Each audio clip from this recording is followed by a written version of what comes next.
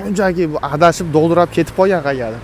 Assalomu alaykum, hurmatli do'stlar, sizlar, xayrli kun hammaga. Bitta gap kelib qoldi. Bu gapni gapirishim menga to'g'rimi, to'g'ri emasmi, yoshimga to'g'ri keladimi bilmayman, o'rtoqlar. Vo, pingvinni yig'ishtiraylik, o'rtoqlar. O'zi buni Bedapressdan hamma zerikodi.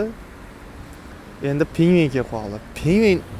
Pingvin hali shunchaki adashib do'ldirab ketib qolgan qayerdir.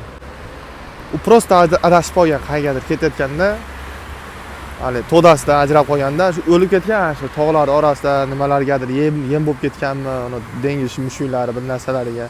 Bilmayman, xullas kalom. Yo'q, u o'lgan u. deb o'ylayman men. O'zi ketdimi, bo'ldi, o'ladi u.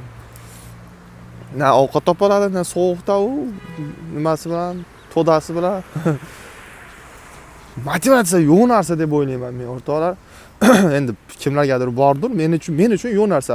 Menimcha men o'zimizni tilimizga, mana lug'atimizga muntazam degan so'zni kiritsak, keyin o'sish bo'ladi. Undan motivatsiya olish, motivatsiya degan narsa insonni o'zini prosta o'rnidan turish uchun kerak bo'lgan so'z xolos.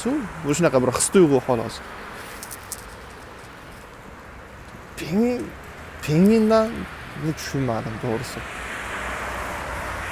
Biz shunchaki Instagramga sajda qilmayapmiz xolos. O'zi o'shunga yetib kelib qoldi. Lekin baribir sal kallani ishlatsak bo'ladi-yu.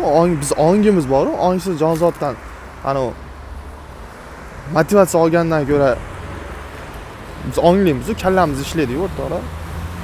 Like, podpiska bosib qo'yinglar. Balki gapim to'g'rimi, noto'g'rimi o'zingizlar bilasizlar. Xulos o'zingizdan aziz bo'lsa, omon bo'lsin, yo'lingiz ravon bo'lsin.